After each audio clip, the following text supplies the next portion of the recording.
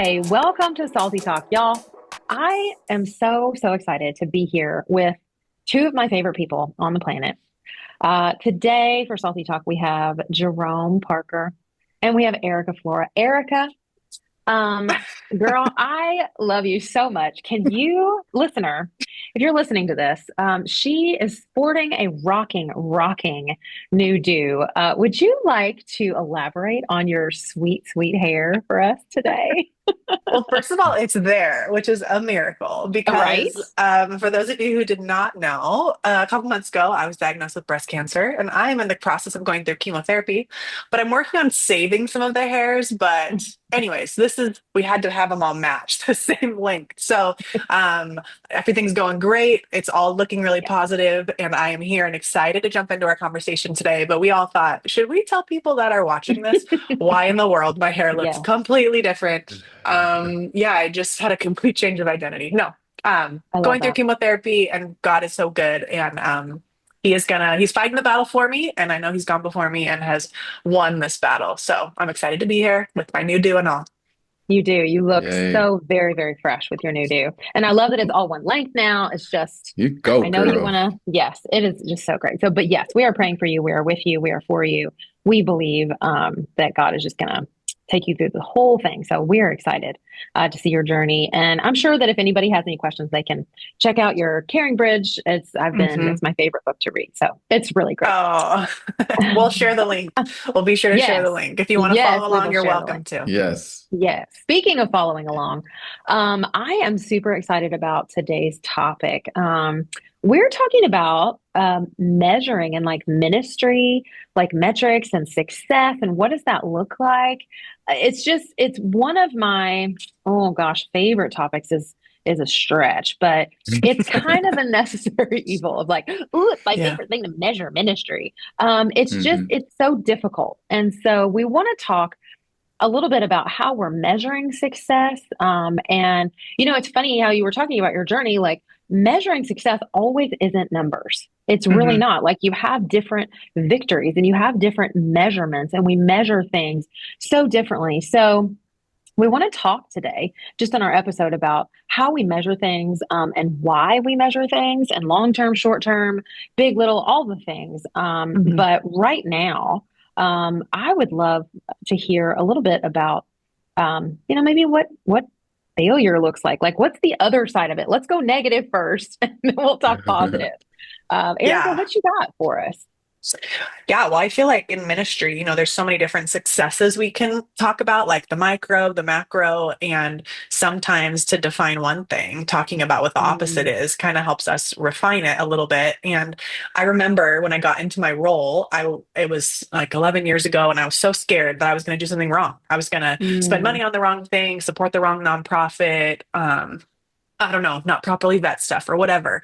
And I remember my coworker was like, you can't like help people wrong. Like you could learn from it, Mm. And I feel yeah, Yeah. like sometimes, of course, there's events that we have and there's failures that are felt across the whole sure. congregation or the whole group. But there's also like steps that we take as we are assessing partnerships or as we're assessing where to put the dollars that have been entrusted to us by our board or the members of our church. And Mhm. um, honestly, I feel like doing the best that we can in the moment, whether we fail or not, is going to help us to succeed in the future. Because if we're able to look back on what we did, whether it's a failure or a success, and learn from it, that is Mm, going to help us succeed moving forward. And so, well, like I was told, I'll tell you, don't be afraid to fail. mhm. That actually means you're trying new things. That means you're stretching yourself. And let's fail forward, right? Let's not be Mm, afraid of that, but instead almost look forward to what we can learn by trying new things.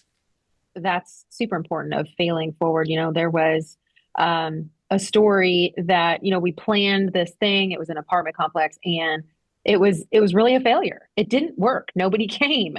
And there were lots of different, things that were planned, and, the people were kind of let down, and Mhm. they were like, this stinks. Like, what did we do wrong? It's like, you know what? Let's now that we have the margin and a little bit of time and a lot of pizza, let's figure out how to redeem this, and let's figure. And they came up with a great plan, and they were super excited about, let's take these here and do this, and like we can do this. So the failure actually led to this really cool idea that otherwise there wouldn't have been room for. So I Mhm. really appreciate that. Yeah, I think that there's always lessons to be learned. Like, there's no wasted parts, there's no wasted moments. And so I think I love what you said, Erica. Like you can't help people wrong. You know what I Mhm. mean? Mhm. Um, and so even though maybe sometimes your help may not be as effective as you want it to be, now at least you're setting the platform to have those conversations with your colleagues, with your team to say, okay, this worked, this really didn't work. Now you're building the bonds of your communication. Your team is being stretched, you're being developed, you're learning, and you're going to be more effective for the next thing. So I think biblically, when Paul said, like, I glory in the infirmities or, Mm. the adversity because it's building something, right? It's something's happening even though it may not look and feel like we want it to in the moment. There's something that we can be gleaning from, right? And so, um, yeah, somebody said it like, if you're not failing, you're not trying. You know what I mean? And so, I Mm. love that. I That's think I good. think we can't be afraid of the measurement. We can't be afraid of saying, "Hey, here's the bar, and we're right here." And do we ever even want to get to the bar, or do we Mm. want to be people that fall in love with the process, right? Mhm. And so, Love yeah, that. it's just a beautiful thing, and like just the nuance of it, the nitty-gritty of it, the the day-to-day of it, it doesn't always look the same. And so I think that's one of the privileges in what we get to do in this space of community ministry. So like I would just encourage any community ministers that are watching or listening, like, man, shoot that shot. Like if you miss, Mhm. just shoot it again. If you miss Mhm. again, then pass it to a teammate. Like, you can't ultimately fail if you're in the Mhm. game of helping people with the Mhm. help of Jesus Christ. Like, Yeah. Mhm. Can Yeah. I add something? I feel Yeah. like as we're talking about shooting our shot, trying something new, I think the kind of to counterbalance that maybe our leadership might bring into is like, let's try something new but not lose sight of what our mission mm, is pointing us to do. So I feel like mhm, we individuals, community ministers, can have so many passions and interests and projects that we want to accomplish and things we want to do, but it's our job to make sure that we keep our eye on the ball of what it is that this metric or this thing that we're measuring is going to be propelled forward, or we're going to be Mhm. making mhm, progress in that, because us as well as leadership, we've all determined that whatever that metric is something that's very important year over year. So um, mhm, I just think it can be so energizing to hear, like, don't be afraid of failure, and don't be afraid to try new things, but put it mhm. through that filter for sure, because then Yeah. Yeah. your whole leadership's going to agree, we tried new things, it was on strategy, and hey, we're just going to learn from it, instead of like, that was like, Yeah. what were you Like thinking what? about? Mhm. Yeah. Yeah. Yeah. So I'm so glad you said that because, in community ministry at Southeast, it's always been like we always put it in terms of like a boat. And like mm, when you're skiing behind a boat, like to stay in the wake of the boat, of like the boat is like the big mission. And us as community ministers, like we want to stay within that certain. And I mean, we can go outside and have a little fun and like paint beyond mm, the lines, but then like we really want to keep the main thing and stay behind the wake of your church, your leadership. And it really does help those expectations of mm, elders and leadership to say like this is what we're going for, and for your ministry to sort of fall in line with that. That's really really good stuff. And to say out loud, we didn't do this that well, and it mhm, failed. Like, and so what is failure to you might look very different to someone else. mhm, How do you unpack that in a way that you're okay with, in terms of like, mhm, well, this is what our goal was. And I mean, that's where you get into the goal settings and all the things. But I think that mhm, that you hit on something with those expectations. It was really mhm, cool. mhm, Yeah, expectations I think is huge, right? Because it helps like calibrate everything else, and this is like just even aside from ministry, something I had to learn in my personal life was mhm, managing expectations, right? And so mhm, expectations, like quite simply, is like, um, what are you promised, right? I can expect you to deliver on what you promised, and then what do I see by way of pattern? So if I say 1, 2, 3, 4, 5, 6, 7, 7. right? So the Mhm. pattern indicates that the next number is going to be 7.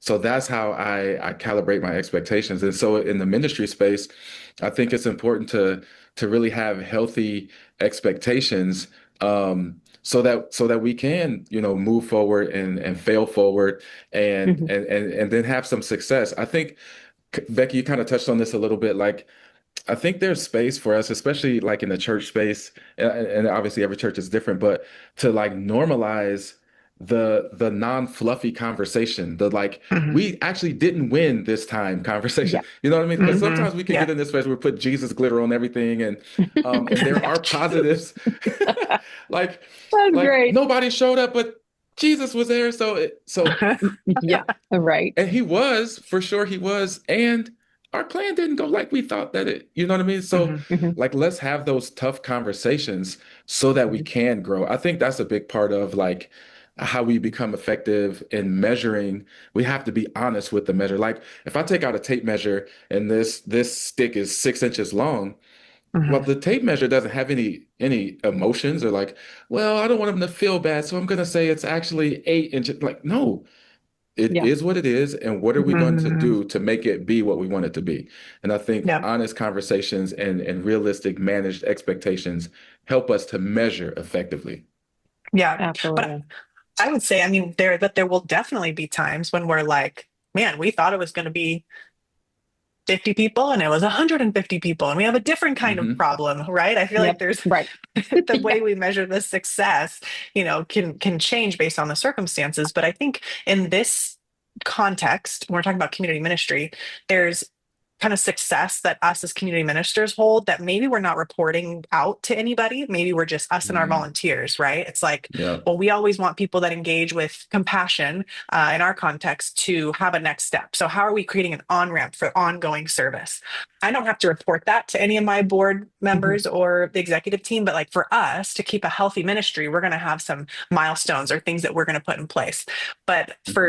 for the greater metrics, there may be things that you have to think about that align with the overall goal of the whole organization or church that you're a part Mm. of as you determine what those metrics are going to be and as you agree with that eldership or leadership to figure out what are the things we think is really a healthy Mm. measuring stick to make sure that we're moving in the right direction. And that could be number of partners, dollars invested, number of people that engaged or served, or Mhm. different things. But I think how we measure it will be determined also by like what we value. And you Yep. may have to Hmm. look outside of your department at your organization to make sure that what we value as a department is also tied into what you value as an organization. Yeah. I like to measure the Yeah. experience too, of Yeah, like, that's good. Mm, yeah, you were here and you interacted with this thing that we were, hosting or whatever, but, now you have a different framework because you were at an event and you engaged people experiencing homelessness. Now I have a different framework for people experiencing homelessness. And Hmm. I feel like that could be measured in so many different ways and how I Hmm. go about living my life now. Like I see that person, I'm like, holy cow, that's like that changed my Hmm. whole view. I can't speak for every church, but I know that measuring things is usually numbers. Like we had this amount of people come to this many events and we engaged this many partners and, we helped this many churches, that kind of thing. But Hmm. I Hmm. feel like there's so many different ways to measure success and to measure those metrics. And the so quality let me over ask you. quantity situation, right? Like, Yeah, Yeah. yeah, yeah, yeah, we're like, yeah. we had 1,500 people. Are they Hmm. connected to our church? Did they want to do Yeah, anything again? Did they even like it? exactly. It's more than just the numbers. Yeah. Yeah, I was just gonna throw a question out. Have we ever been in a situation where like one measure takes precedent over another measure, and like how do you balance that tension of like you mentioned, Erica, like we had 1,500 people show up, but like four people went to the hospital because our crowd control wasn't good, and you know what I mean, like, Hmm. or like Becky, you mentioned the experience, right? So now these Hmm. people are exposed to something that they never necessarily weren't exposed to before, and it Hmm. propel changed the trajectory of their lives, or maybe it's a youth group doing something, or whatever the case. But like, I think we have to hold this tension, bringing equity to Hmm. measurements, you know what I Hmm. mean? And Yeah. different, and how we measure. So like, experience is important, and so are our values. And Right. so Hmm. are, you know what I mean? And so like, Yeah. Hmm. what have been some effective ways that you guys have experienced in like kind of bringing equity to just different pockets of measure, if that makes sense. Mm. I think Yeah. when you're thinking about like an initiative or like in my world, it's like we call it a church-wide initiative, which Mhm. Mhm. it has to work all multiple types of ways. So Mhm. my job, I know that we need it to be successful at multiple locations. So it has to be applicable Mhm. and successful. For me, I always find it success if other departments that are involved in pulling off a compassion initiative have a positive experience. Like I just value Mhm. that. Nobody else is going to chase after that and nobody else is going to go after that quality of experience for them. But then there's also the okay, the execution. Now let's go to the person experiencing side. And are we helping them make a step towards life change? Or are other partners involved? Is it holiday wish lists where we need tags pulled from the trees and people are actually bringing these gifts back and Mhm. bringing back Mhm. what we asked them to bring back? There's so many layers and, we do have to hold the tension and not call it all good or all bad, right? It's like we Mhm. have to Mhm. go, Yeah. okay, internally, interdepartmentally, internal execution, the way we worked with communications, kind of our job as staff. We only really see those things. And then it's how did it work with our volunteer leaders who were the ones kind of wearing the Mhm. shirts and wearing the hats and being the ones that are the Mhm. mouthpiece for this initiative? How did their experience go? Did they feel appreciated? And then the actual person bringing it, did our system work? Right. So it's like we have to keep eyes and kind of manage the children of our process and make sure everybody's like, in line and we take Yeah. note of which things maybe were out of balance or maybe overshadowed a more important thing. Right. Because we don't want Mhm. one part of the process to overshadow the real meaning of providing gifts for kids in need or families in need at Christmas. But we want to make Mhm. sure our processes work really well to support the main goal. So I feel like I don't know if that's a good example, but that's what I think about is there's so many layers and it is our job to have eyes on it because nobody else will, or nobody else understands our own internal process. Yeah. I Yeah. think that's That makes really, sense. really important to note too, of like our internal process might look different than like the big, you think about like big events versus smaller events. Like community for us has always been more grassroots, more just intentional. And then the big, you think of like a big food pack or something like that, that giant thing. We always look for the okay, everybody comes out of the woodwork for those kinds of events, like a Mhm. home build or something like that. So, community, like, how do you make it granular in a Mhm. way that's going to impact the people who are there, like an echo piece? Like, you're going to throw it out there and see Mhm. what kind of a reaction comes back to you. So, for like Mhm. the food pack, it was around Halloween, so we asked people, yeah, you're coming, but there's really nothing other than your hands that are doing the service. You're Mhm. really not interacting with anything. So we asked for like this was a double boomerang, but we asked them to bring Halloween candy for a school that was having like a carnival, and they needed and Halloween candy is really expensive. And then we asked them to serve at the carnival. So it was like a hey, while you're here, Mhm. we want you to interact with this. Mhm. That's a little bit more like the big versus like the smaller impact of like school. Mhm. And then the smaller version of that is, to invite congregational members and then a partner and say like, hey, let's bring you in. We're going to hear their story of how Mhm. they came through the system while we're actually packing these like, you know, fidget buster kits or whatever it is that the partner actually needs. Mhm. There's a little bit of investment, but that kind of can have that echo piece too of like, gosh, I didn't know that this partner was so close and I didn't know that they needed that. Like, Mhm. and there's like an opportunity to lean into that partner. So there's the big things that Mhm. have the big impacts of like, the 100 meals or the 8 homes or whatever, but you can make those very granular if you try. Right. And then the smaller ones can have this bigger impact too of this, golly, I didn't know this partner existed. Like now Mhm. I'm volunteering regularly for them. So it can be Mhm. kind of both ways. And I just love that about community ministry. I love what you said about the echo effect. And I'm thinking about Mhm. like, throwing something out and seeing what comes back. And I think one of the ways, another good measure of success is how many of our volunteers are doing the work of being the hands and feet of Jesus, serving Mm, without participating in a sanctioned event, right? Mhm. Like Mhm. how many of them are serving just because my daughter's school had this going on, so I just wanted to serve because of the platform and what we're able to introduce them to and things of that nature. I think, Hmm. that's another thing to consider when we talk Yep. about measure and success and failure. Um, and then there's the whole thing of like, how do you how do you measure your effectiveness as of having a job and getting paid for Mm, what we do, right? So that's right? Mm. like a whole nother can of worms, or I Justification. don't know. Yeah, Yeah. yeah, or whatever I want bit you to use. I know, totally. right? So I want to go back to what you talked about, like those small moments, like the things that are happening in between the big events. That's when rubber meets the road. That's when like Hmm. these yes, big things yes. that we hosted, which okay, us being paid by the church, I think the big events kind of are the propel, they help propel people, but we're just kind of now waiting. Did that echo? I Hmm. Yeah. love the word echo too. Did any change get made? Hmm. Did people's minds get maybe or hearts get softened, or Hmm. attention get turned to something that's happening and to take Hmm. action? But it's so crazy because those smaller things, which is exactly what matters the most, Yes. is the hardest to track. Like I'm Yes. like, Yeah. should we just survey everybody every week and just go, I did you do know. it, did you not, like could I come knock on your door and go like, did you have some like cool epiphany after that big event we just did?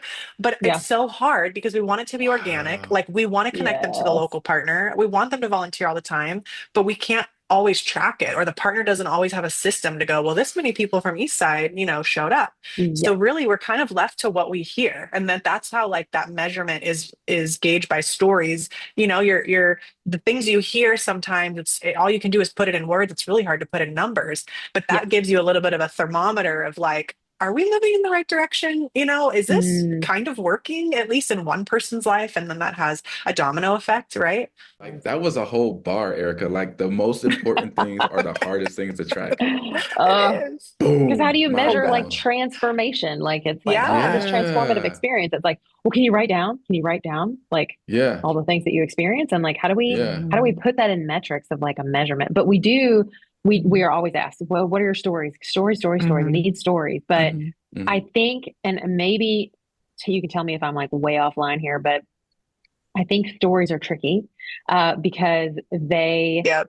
can, you don't want them to be exploited in terms of Mhm. Hmm. like, yay, we're going to have a film crew show up at your door and talk about your experience and then tell everybody how great we are, that kind of Yeah. Right. thing.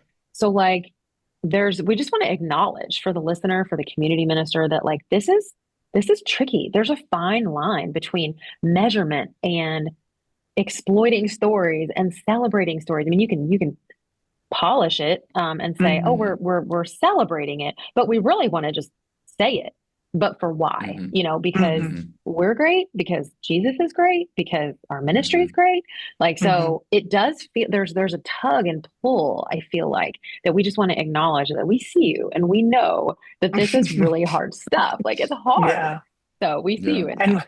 And we all agreed that the term stories needs like its own maybe focus because we have For so much sure. to say about stories, but We do. Right. it is those small stories in passing that you hear, right, from partners, from people, from newcomers. Like those are how we're taking stock.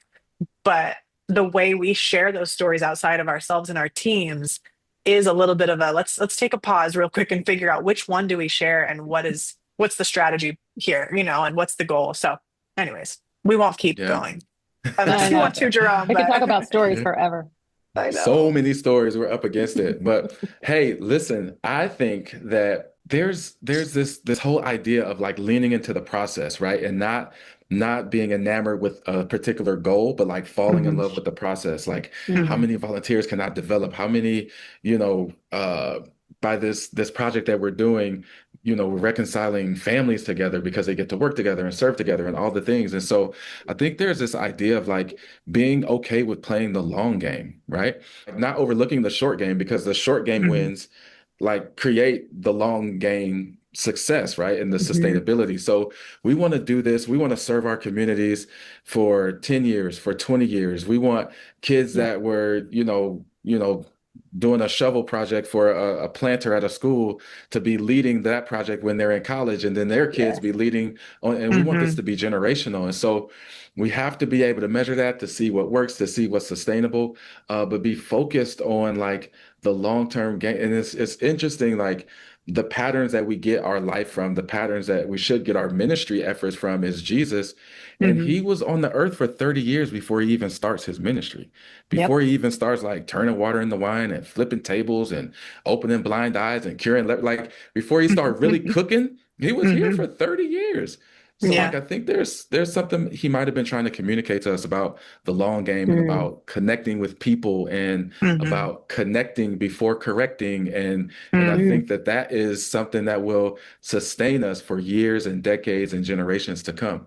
And so we don't have to reinvent the wheel. We just got to kind of like follow his pattern. I love it. I love everything you just said. That'll preach, man. You are just Hmm. so on it. Yeah, listener, we want you to be encouraged by, yes, metrics are important. Yes, they have numbers.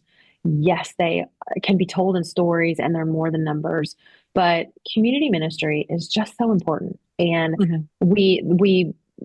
yes, we want our ministries to be successful, but there is a line where it becomes difficult. And we just want to Hmm. acknowledge that. We want community is so important. Just like Jerome said, just to have that long game for the short game to lead into the long game is so effective and so intentional. But we hope this episode has just brought you some encouragement, some acknowledgement. We see you. Ministry doesn't have to be hard, but it can be hard. So, Hmm. with that, I just want to encourage you just to jump on the network and to like, love, heart, all the things to push our algorithms way up there. But yes, we want you to we didn't get super salty in this conversation. I mean, we could have, but we love Salty. you. Stay salty. It's a good idea just to stay salty wherever you are, with whomever you're with. Keep them on their toes. Stay salty, and we'll see you next time.